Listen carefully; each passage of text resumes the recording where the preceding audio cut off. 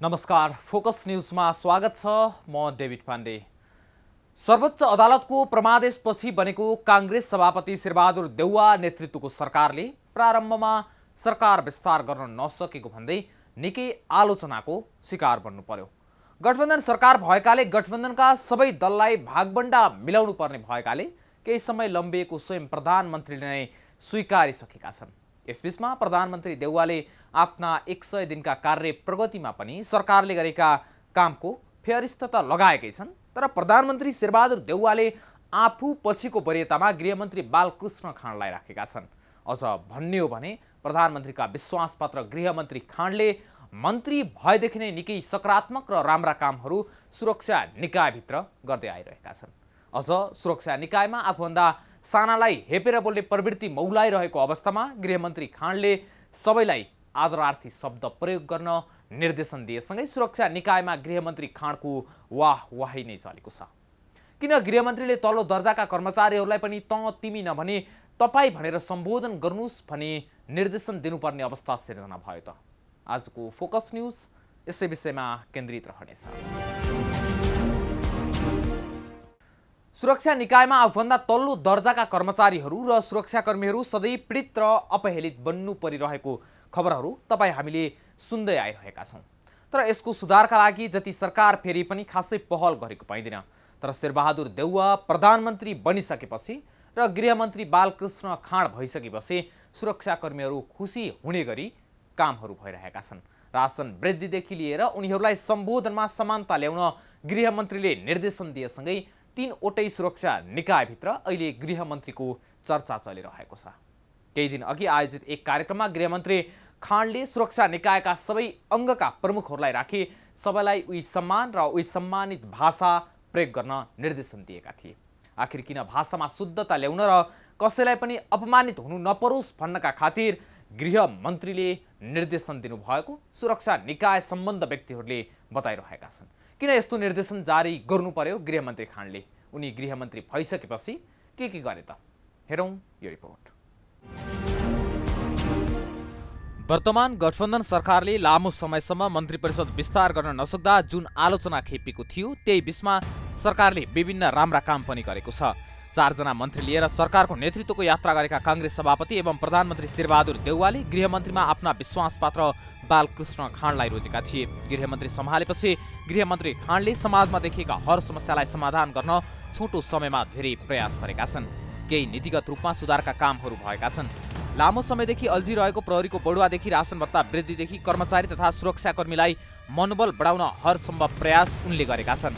उनले 3.5 महिनाको अवधिमा गरेका कामको फेरिस्त समेत लामै छ। भाषिक मर्यादा राख्नु एकदम राम्रो कुरा हो। नेपाल प्रहरीमा चाहिँ नि तपाईँको भाषागत सुधार हुनु एकदम राम्रो कुरा हो, होइन?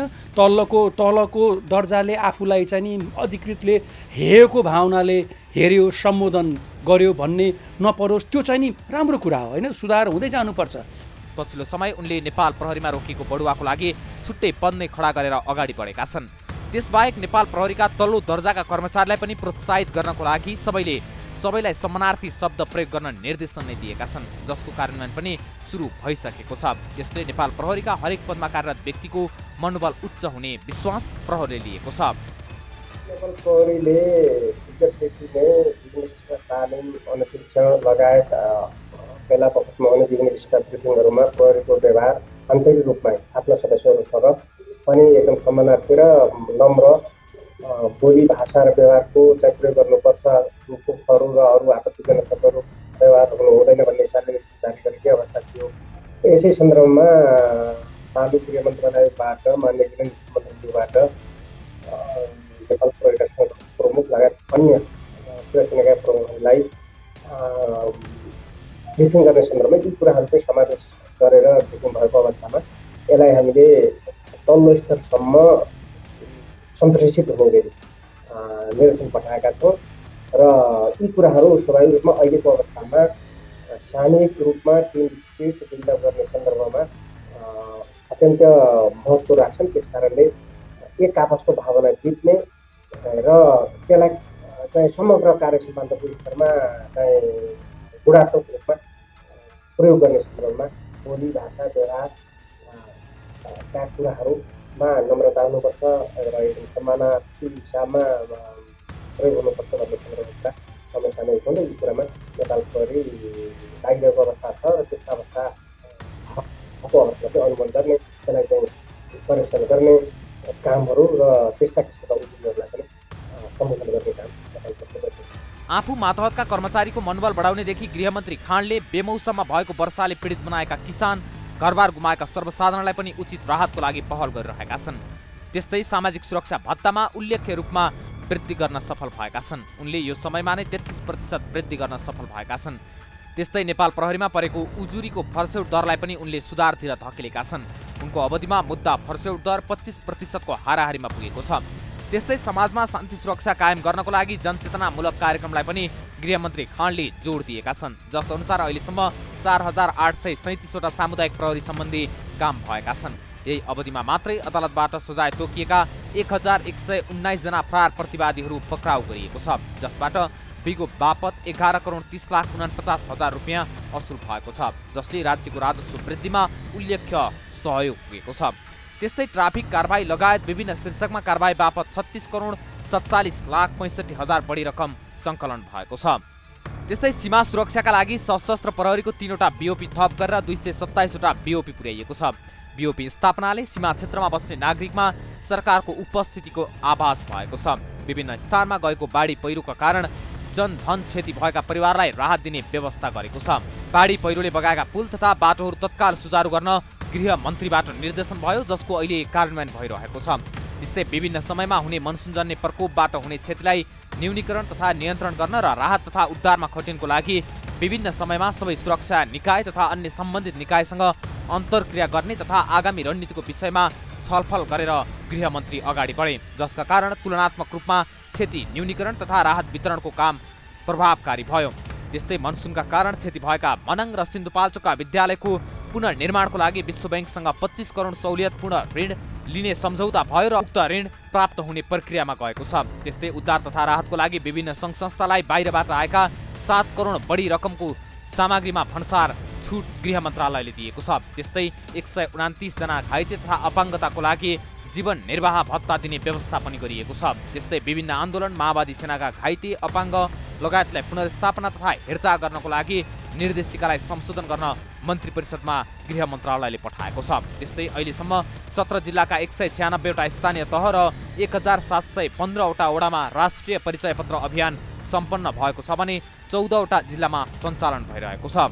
त्यस्तै गुनासो व्यवस्थापन प्रणाली मार्फत दर्ता भएका गुनासोलाई पनि तत्काल सम्बोधन गरिएको छ। दार्चुलामा तुइन तर्ने क्रममा बेपत्ता भएका जयसिंह धामीको परिवारलाई 10 लाख दिने निर्णय पनि सरकारले गरेको छ। त्यस्तै अफगानिस्तानमा घटेको घटनाका कारण त्यहाँ रहेका नेपाली नागरिकलाई उद्धारको लागि पनि गृहमन्त्रीले तदारुकता देखाएका थिए, जसले गर्दा 850 जनाको उद्धार भयो, जसमा 31 जना छिमेकी राष्ट्र भारतका नागरिक थिए। त्यस्तै प्रमुख जिल्ला अधिकारीलाई शान्ति सुरक्षा तथा अपराध नियन्त्रण गर्न, सुशासन र कानुन कार्यान्वयन गर्नको लागि पनि 28 बुँदे निर्देशन गृहमन्त्रीले भदौमा नै पठाएका थिए। त्यस्तै विभिन्न समयमा भएका दुर्घटना तथा बाढी पहिरोमा उद्धारका लागि 22 पटक नेपाली सेनाको हेलिकप्टरलाई उडान अनुमति गृह मन्त्रालयले दिएको थियो।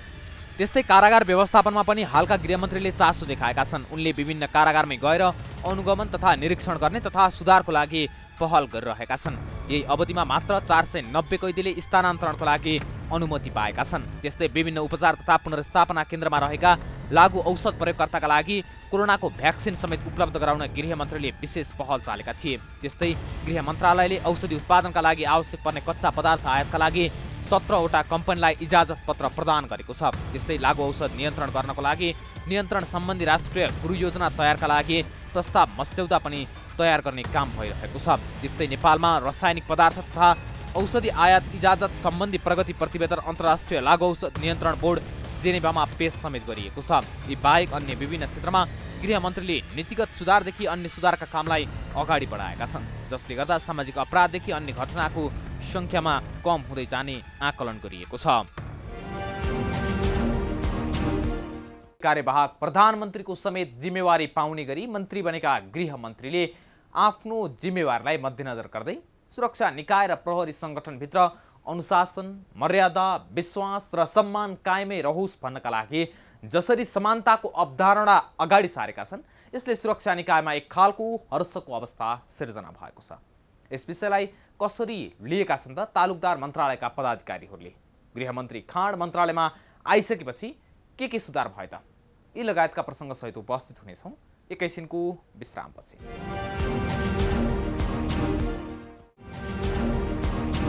विश्रामपछि स्वागत छ फोकस न्यूजमा। दर्शकवृन्द, गृहमन्त्री बालकृष्ण खाँडले बोलीचालीको भाषामा समानार्थी शब्द प्रयोग गर्न नेपाल प्रहरी, सशस्त्र प्रहरी र राष्ट्रिय अनुसन्धान विभागका अधिकारीहरूलाई निर्देशन दिएका छन्।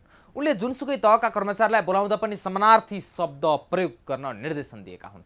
मन्त्रीले निर्देशन दिने कार्यक्रममा गृह सचिव टेकनारायण पाण्डे, सशस्त्र प्रहरी महानिरीक्षक शैलेन्द्र खनाल, नेपाल प्रहरीका एआइजिपी विश्वराज पोखरेल, गृह मन्त्रालयका कर्मचारी प्रशासन महाशाखा प्रमुख सहसचिव सुनिल खनाल सहभागी थिए। नेपाल प्रहरी, सशस्त्र प्रहरी र राष्ट्रिय अनुसन्धान विभागका माथिल्लो पदकाले तल्लो पदकालाई त भनेको सुनिन्छ। अब सबैले तपाईँ भन्नुपर्ने भएको छ। यसले तल्लो तहका प्रहरी कर्मचारीहरू भने दङ्ग र खुसी देखिन्छन्। यस निर्देशनको सुरक्षाकर्मीमा के कस्तो मनोबल बढ्यो त? के देशको सुरक्षाका लागि ज्यानको प्रवाह गर्ने सबै समान होइनन् र? के भन्छन् यस सन्दर्भमा गृह मन्त्रालयका प्रवक्ता फणीन्द्रमणि पोखरेलसँग गरिएको कुराकानी अब क्रममा। अब जनताको जीव ज्यानको सुरक्षादेखि लिएर अन्य सामाजिक शान्ति र सुरक्षाको मुख्य भूमिका भने गृह मन्त्रालयको हुन्छ। अहिले शान्ति सुरक्षाको अथवा जनताको जीव ज्यान रक्षा गर्नको लागि अहिले खास के काम भइरहेका छन्? खास गरी अहिले नयाँ सरकार बनिसकेपछि नयाँ कामहरू भइरहेका छैनन् भनेर आलोचना पनि आइरहेको छ। अब जनताको जीव ज्यानको सुरक्षा गर्ने दायित्व निश्चय पनि गृह प्रशासनको हो। गृह प्रशासनले यही अन्तर्गत अहोरात्र काम पनि गरिरहेछ। यससँग सम्बद्ध नेपाल प्रहरी, सशस्त्र प्रहरी, राष्ट्रिय अनुसन्धान विभाग हर दिनरात खटिरहेछ। जिल्लामा प्रमुख जिल्ला अधिकारी हुनुहुन्छ, उहाँ खटिनु भएको छ। त्यस्तै जिल्लामा उहाँहरूको टिम छ, नेपाली सेना समेत रहेको जिल्ला सुरक्षा समिति छ, त्यो खटिरहेको छ। र खास गरी हाम्रो रेगुलर पुलिसिङको अतिरिक्त हामीले चाडबाड केन्द्रित सुरक्षा योजनाहरू र विपदका समयमा हुन सक्ने घटनाहरू लगायतका विषयमा हामीले विशेष चासो राखेर त्यही अनुसार सुरक्षा योजना बनाएर हामी कार्यान्वयनमा गएका छौँ। र यी सुरक्षा योजनाहरू कसरी कार्यान्वयन भएका छन् अथवा कहीँ त्रुटि कमजोरी केही भए अथवा कहीँ जनशक्ति पुगेन भने त्यसको हाम्रो डाइरेक्टली यहाँबाट पनि मोनिटर भएको छ। हाम्रो प्रदेश स्तरीय प्रहरी कार्यालयहरूबाट पनि मोनिटर भएको छ र हामीले लगातार मोनिटर गरेर कहाँ कमी कमजोरी छ त्यसलाई सुधार्दै हामीले काम गरिरहेका छौँ। जस्तै अब यो समयमा खास अरू बेला चाहिँ हुने थिएन, तर अहिले खास यो कात्तिकमा नै बाढी पहिरो आयो, वितण्डा मच्यो, धेरै सर्वसाधारणहरूको ज्यान गयो, कतिपय बेपत्ता छन्। यिनीहरूको विषयमा पनि तत्काल राहत र उद्धारमा चाहिँ खटिएन। धान बालीहरू कृषिमा जति क्षति पुग्यो त्यसमा पनि खासै चासो दिएन यो सरकारले भन्ने कुराहरू पनि आइरहेको छ।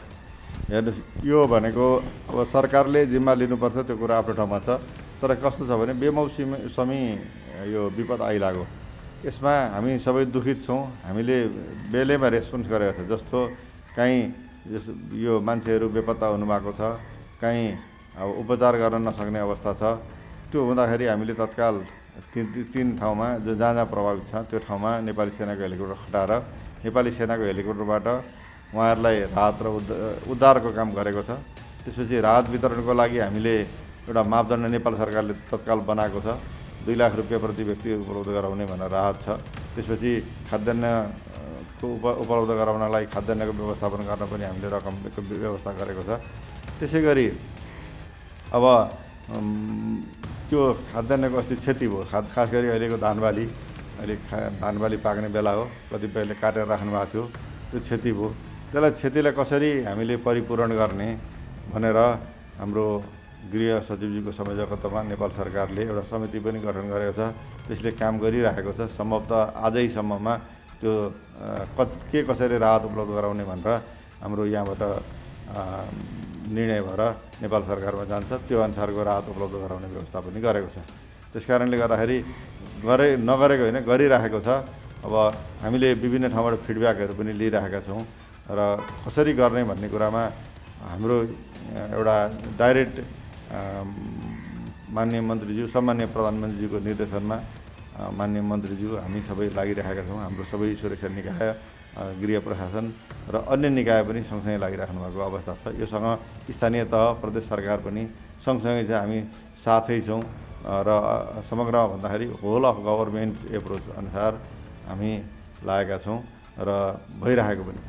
जस्तै अब कतिपय अवस्थामा योभन्दा अगाडिपट्टिका जति पनि मन्त्रीहरू आउनुभयो अथवा जसले नेतृत्व गर्यो ती अवस्थामा पनि बाहिरी पनि केही गरे जस्तो गर्ने अनि खास गरी अझै भित्रपट्टि यो गृह प्रशासनभित्र नेपाल प्रहरी त्यस्तै गरेर आफ्नै कर्मचारीहरूमा चाहिँ खासै सन्तुष्टि चाहिँ उनीहरू नहुने अवस्था थियो। उनीहरूको समस्याहरू पनि छन् नै, तिनलाई समाधान गर्नको लागि के गरिरहनु भएको? अब अहिले खास गरी प्रहरी कर्मचारी बिच अलिकति मोटिभेसनल फ्याक्टर हामीले हेर्नुपर्छ। उहाँहरूलाई कसरी उहाँहरूको मोरल बुस्टअप गर्ने भन्ने कुरा हुन्छ। त्यो मोरल बुस्टअप गरेपछि मात्रै जो पनि आफ्नो फिल्डमा सक्रियतापूर्वक काम गर्छ। खास गरी अहिले माननीय मन्त्रीज्यू आएपछि हाम्रो चाहिँ के भएको छ भने अब लामो समयदेखि बढुवा हुन नसकेका तल्लो स्तरका पदहरू सिपाही हल्दारहरूको बढुवाको लागि एउटा फास्ट ट्र्याकमा लानको लागि बिचमा एउटा तह वरिष्ठ हल्दार पद सृजना गरेको छ। यो गर्ने अब प्रक्रियामा छ, अन्तिममा आइपुगेको छ। यो सम्भवतः केही दिनभित्र भइहाल्छ। एउटा दोस्रो कुरो के छ भने तल्लो तहको अहिले हामीले जतिसुकै राम्रो काम गर्छु के गर्छु भनेर मैले पनि कसै मार्फत काम दिने हो। त्यस कारणले गर्दाखेरि जस्तो हाम्रो प्रहरीको पनि हाकिम आफै गएर फिल्डमा काम नगरेको हुनसक्छ। सिपाही हल्दार असै जुन तल्लो स्तरको पदहरू सङ्ख्यात्मक हिसाबले बढी हुन्छ, उहाँहरू फङ्सनल बढी हुनुहुन्छ, उहाँहरूले नै बढी काम गर्नुपर्छ भन्ने सोच राखेर उहाँहरूको एउटा मर्यादित जीवन हुनुपर्छ उहाँहरूको पद पनि, र उहाँहरूलाई मर्यादित रूपमा बोल्नुपर्छ भनेर माननीय मन्त्रीज्यूबाट स्पष्ट निर्देशन भएको छ। सबैलाई मर्यादित किसिमले व्यवहार गर्नुहोला र सबैलाई आफ्नो मर्यादा अनुसारको बोली वचन राखिदिनु होला, अन्यथा बोली वचन नगरिदिनु होला।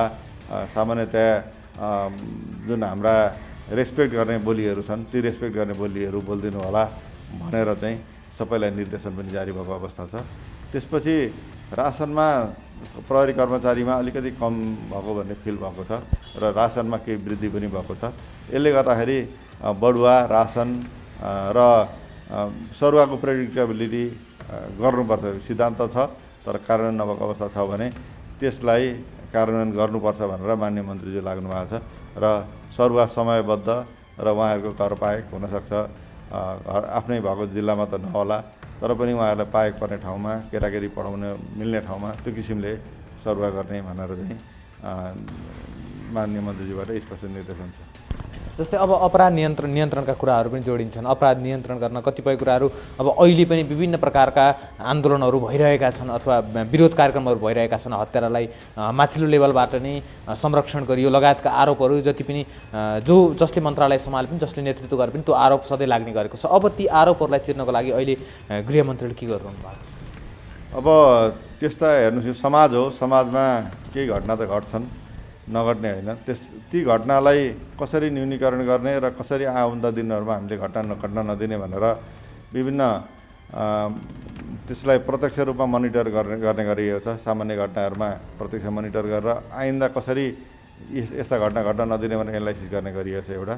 दोस्रो पक्ष के देखिन्छ भने जस्तो कतिपय घटना घटेका छन्, जस्तो दार्चुलाको घटना भनौँ वा के अरे कतिपय यो दसैँको बेलामा पनि कारागारमा कस्टडीमा झुन्डिएर कतिपय व्यक्तिहरू मर्नु भएको छ, आत्महत्या गर्नुभएको छ। त्यस्तो अवस्थामा र के गर्ने त भनेर एउटा समिति गठनहरू गरेर ती समितिलाई कसरी कार्यान्वयन गर्ने समितिको रिपोर्टहरू लिएर ती रिपोर्टहरू कार्यान्वयन गर्ने पक्षमा हामी छौँ र ती रिपोर्टहरू कार्यान्वयन हुन्छन्। अवश्य पनि एउटा त्यहाँ अनुभवी व्यक्तिहरूलाई हामीले खटाएको छ। अनुभवी व्यक्तिहरूबाट आएका रिपोर्टहरूलाई हामीले कार्यान्वयन गर्छौँ र कुनै पनि घटना घट्यो भने तत्काल त्यसको हामीले त्यो घटनालाई चाहिँ रेस्पोन्स गरिदिने, त्यो गरिदिएपछि पब्लिकमा हुनसक्छ घटना त अब कुनै घटना त रोक्नै नसक्ने अवस्था पनि हुनसक्छ। जस्तो उदाहरणको लागि अस्तिको हाम्रो बाढीमा हामीले एउटा राहत सामग्री परिचालन र उद्धारको कामहरू गरियो, त्यो तत्काल गरेको छ। त्यस्तै अस्ति भर्खरै हाम्रो ताप्लेजुङमा ताप्लेजुङ 5 थरमा गाडी एक्सिडेन्ट भयो, त्यसमा तत्कालै काठमाडौँबाट हेलिकप्टर पठाएर रेस्क्यु गरिएको छ। त्यस्तै मुगुमा पनि एक्सिडेन्ट भयो, दर्दनाक एक्सिडेन्ट भएको छ। त्यहाँका मान्छेहरूलाई त्यहाँ जो एक्सिडेन्टमा पर्नु भएको थियो उहाँहरूलाई हामीले जहाज पठाएर हेलिकप्टर पठाएर रेस्क्यु गरेर उपचार गर्ने ठाउँमा हामीले पठाएको छ। र कुनै पनि घटनाको हामीले तत्काल रेस्पोन्स गरिदियो भने त्यसबाट राम्रो पोजिटिभ रिजल्ट आउँछ भन्ने सोचेर हामी तत्काल रेस्पोन्स गर्ने गरी हामी लागेका पनि छौँ। अब अन्तिममा समग्रमा अहिले गृहमन्त्री बालकृष्ण खाँड आइसके पछाडि भएका राम्रा कामहरू समग्रमा के हुने बुदागत रूपमा बताइदिनुहोस् न। अब अहिले झट्ट हेर्दाखेरि हामीले उहाँ आएपछि अब स्पष्ट रूपमा कर्मचारी र हाम्रो निजामती र प्रहरी कर्मचारीहरूलाई स्पष्ट निर्देशन दिनुभएको छ। सुशासन कायम गर्ने, जनताको जीवधनको रक्षा गर्ने र समाजमा देखिएका विकृति र विसङ्गतिहरू हटाउने भनेर त्यो किसिमको स्पष्ट निर्देशन दिनुभएको छ। खास गरी बर्खाको बेला हो, बाढी पहिरोमा हाम्रो रेस्पोन्स राम्रो भएको छ र चाडबाडमा जस्तो दसैँ तिहारमा हुने जुन पहिलेका जस्ता घटनाहरू यसपालि न्यूनीकरण भएका छन्, त्यस्तो घटेका छैनन्। अब त्यसै गरी काहीँ घटना घटिहाल्यो भने तत्काल हामीले जस्तो कस्तो गरेको छ भने ती घटनालाई सम्बोधन गर्न हामीले समिति गठन गरेर सम्बोधन गर्ने र हामी आफै पनि गएर ती घटनालाई कसरी रेस्पोन्स गर्ने भनेर आफै पनि लागेका छौँ। त्यसै गरी अब बजारमा जस्तो यो उपभोक्ता हित संरक्षण विरुद्धका कतिपय कामहरू भएका छन् भनेदेखि कहाँ के भइरहेछन् भनेर हामीले त्योसँग सम्बद्ध पदाधिकारीजीहरूसँग बसेर जस्तो उपभोक्ता हित संरक्षण सम्बद्ध संस्थाहरू, उद्योग वाणिज्य सङ्घका पदाधिकारीहरू, प्रहरी, हामी जिल्ला प्रशासन लगायतका केन्द्रीय स्तरको टिम यहीँ गृह मन्त्रालयमा बसेर हामीले काम गरेको छ। त्यस्तै गरी हाम्रा रात्रिकालीन व्यवसायमा पनि कतिपय उसमा हामीले व्यवसाय गर्न पाएनौँ। हिजो कोभिडको अवस्था अलि दर्दनाक थियो, त्यसलाई कसरी व्यवस्थित गर्ने भन्ने विषयमा पनि हामीले उहाँहरूलाई सहजीकरण गरेको छ। त्यसै गरी उपभोक्ता हित संरक्षण सम्बन्धमा तत्काल फिल्डमै गएर बजार अनुगमन गरेर देखिएका कमी कमजोरीमा कारबाही गर्नुभएको छ सिडिओ साहबहरूले, त्यो कारबाही गर्ने गरेको छ। त्यसै गरी अघि पनि मैले भने हाम्रो प्रहरी कर्मचारीहरूको मनोबल बढाउनको लागि खास गरी रासन वृद्धि बढाउनको लागि बिचमा वरिष्ठ हवलदार पदको सृजना, त्यसै गरी प्रहरी कर्मचारी सुरक्षा निकायमा कसैले पनि अपमानजनक हेय हुने किसिमले नबोल्ने, खास गरी त भन्ने चलनलाई चाहिँ हटाउने, तपाईँ भन्नुपर्ने, त्यो किसिमले हामीले माननीय मन्त्रीज्यूले निर्देशन जारी गर्नुभएको अवस्था छ। त्यसै गरी अर्को कुरो हामीले सामाजिक सुरक्षा भत्ता पनि वृद्धि गरेको छ। अहिले सामाजिक सुरक्षा भत्ता लगभग विभिन्न त्यो चाहिँ क्याटेगोरी छ, सरदर 33% हिसाबले सामाजिक सुरक्षा भत्ताहरू वृद्धि भएको छ। र अहिलेको सन्दर्भमा हेर्दाखेरि अब बाढीमा तत्काल रेस्पोन्स हुनु, कुनै पनि अपराधहरू, ठुलो अपराधहरू नघट्नु जस्ता विषय चाहिँ हामीले गृह मन्त्रालयबाट भएको पाएको छौँ। धन्यवाद।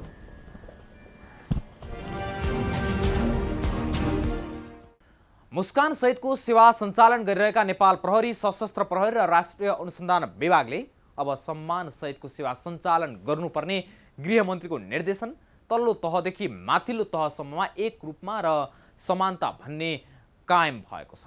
त्यसै गरी ठुलालाई चैन र सानालाई ऐन भन्ने परिपाटी पनि यस सामान्य शब्दले उल्टाइदिएको छ। सङ्गठनको छवि बाहिर राम्रो बनाउन र सम्मान सहितको सेवा सञ्चालन गर्न पहिलो सङ्गठनभित्र एकले अर्कालाई सम्मान गर्नुपर्ने भन्दै सुरक्षा निकायले सम्मानार्थी शब्दको प्रयोग गरेर त्यसको सुरुवात गर्ने तयारी गरी प्रयोगमा ल्याउनुले पनि प्रहरी भन्ने बित्तिकै कस्तो असभ्य बोली भन्नेहरूको मुखमा भने बुझो लागेको छ।